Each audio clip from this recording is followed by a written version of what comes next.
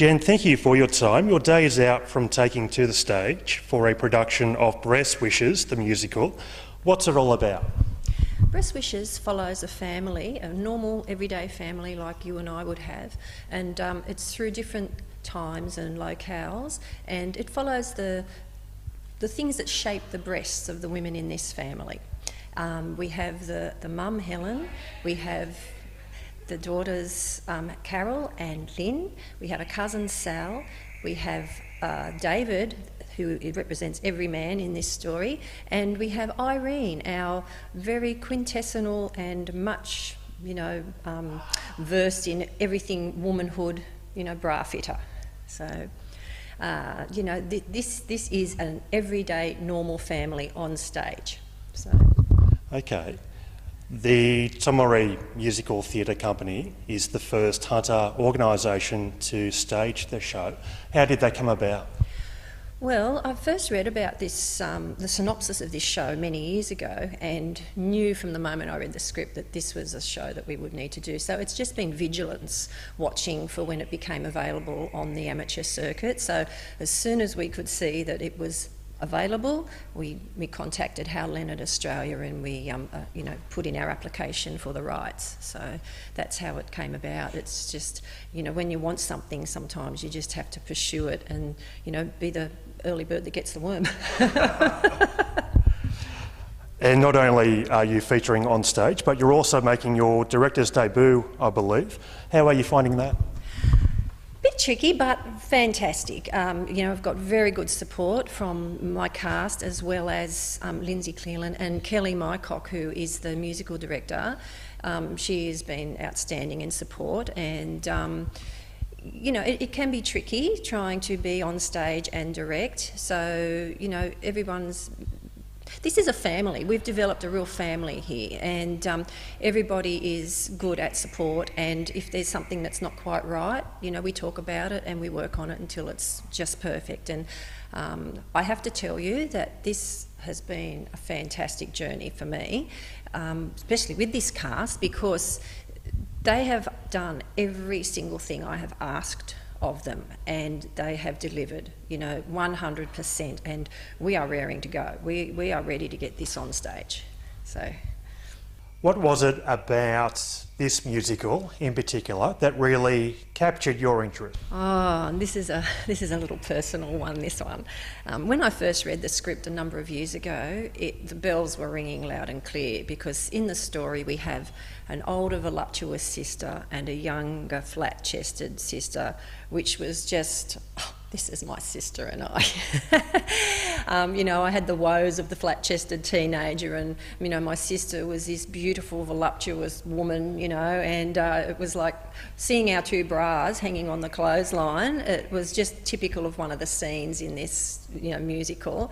And, it was just like the giganto and the little mini itty-bitty titty committee bras, pegged right next to it. So I read this script and the bells were just going off, because my sister, unfortunately, as a young mum, at age 32, she had 3 young children. She did develop breast cancer, as in this story.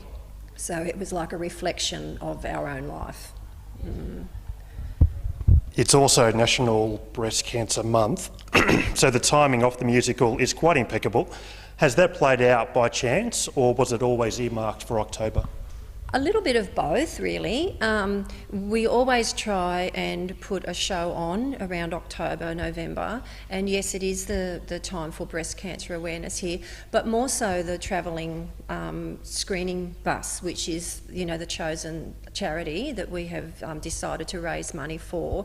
It visits Port Stephens, usually October, November, December, but this year it's coming November, December. So this show will be a very good prelude for people who perhaps have never had a breast screen.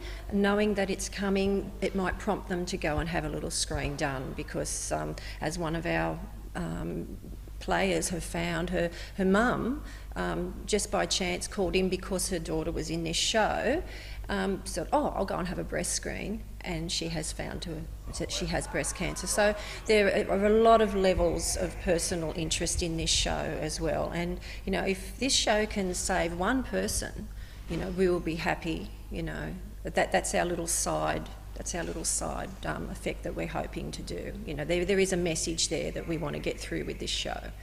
So. You mentioned about the charity that the theatre company will be raising money for, that being the Hunter Mobile Breast Screen Unit.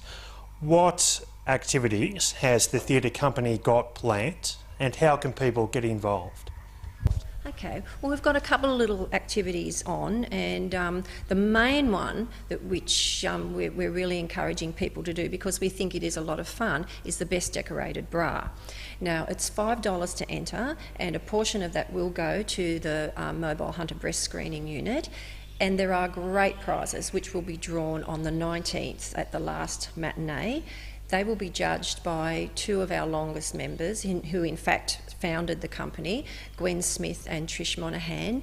And what's going to happen is the bras, as people enter, they bring them in with their name and telephone number on them, and a lady will take them from them. They're going to be displayed at every show. So if you come to the first show and put a bra in, it will be there for the remainder of the 5 shows. So depending when you bring it along, it will be there. And then, of course, the judging will happen on the 19th. And we've got some lovely prizes that have been donated to us for this, plus some that we've purchased as well. So.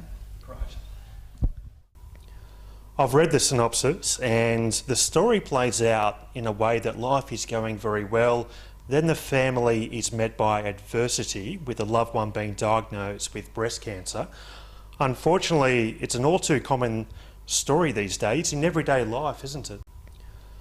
Much too common, and as I have said, you know, it's already during the rehearsal period touched a member here. But the thing is, there is so much research going on now, and you know, going back many years, it was, you know, at the risk of saying it, it was a death sentence for a woman to get breast cancer. It was a death sentence within so many years, you know. But with everything that's going on now, people, you know, medicine is saving lives, and with the fundraising and things like that, I think it's a very important process that the funds are going towards stemming this. And early detection, which is one of the messages in our show, is the best prevention.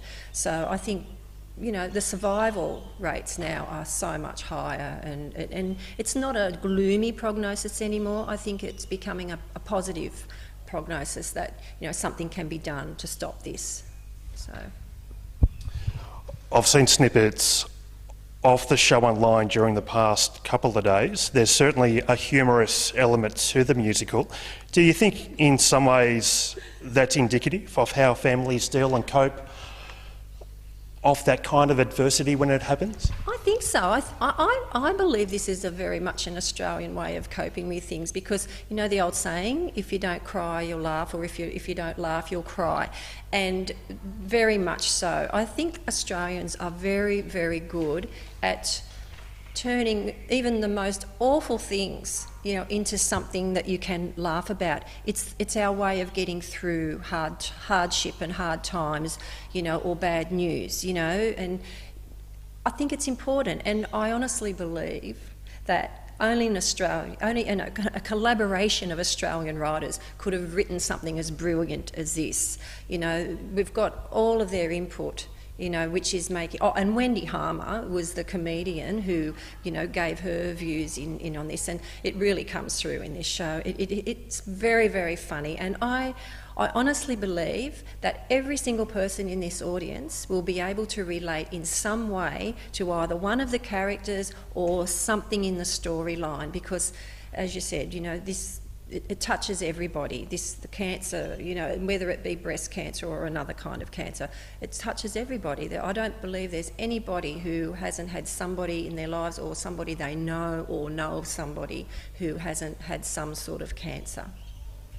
Where can people catch the musical, and how long is it running for? It's going to be on at the Nelson Bay Bowling Club. It opens on Saturday the 11th of October with a 7:30 evening show, Sunday 2 o'clock matinee, Then the following weekend, on the 18th, we have a 2 o'clock matinee, 7:30 show at night. And then on the Sunday 19th, it's a closing matinee where we'll have the presentations of the prizes if the people are in the audience. That's why we needed the phone numbers and contact, because if they're not, well, then we will arrange a presentation day to award those prizes. So yeah, we're very looking forward to it, and yeah, so if people want to come, they need to book 0468 898 073. Please don't ring the bowling club because they don't take the bookings. It has to be this number. So, alrighty. So, Jen, thank you for your time. I wish you well with Breast Wishes, and I hope members of the Hunter Valley get along and support what appears to be a fun and inspiring show. Look, we cannot wait to get on stage. And I've always said the mark of a good script, that's a funny script, if the actors are still laughing at rehearsals before it goes on stage, it must be a good script. We are still laughing. There is always something that you find still hilarious about this show. And, you know, as you can imagine, as we get closer and closer, the characters are developing more and more, and just the antics sometimes are enough to spark a giggle, you know. So, look, honestly, everyone who comes along to see this show will have fun, and I think everyone needs to have fun in their lives. Great, for sure. Thanks, Jen. Thank you very much. Thank you for having me.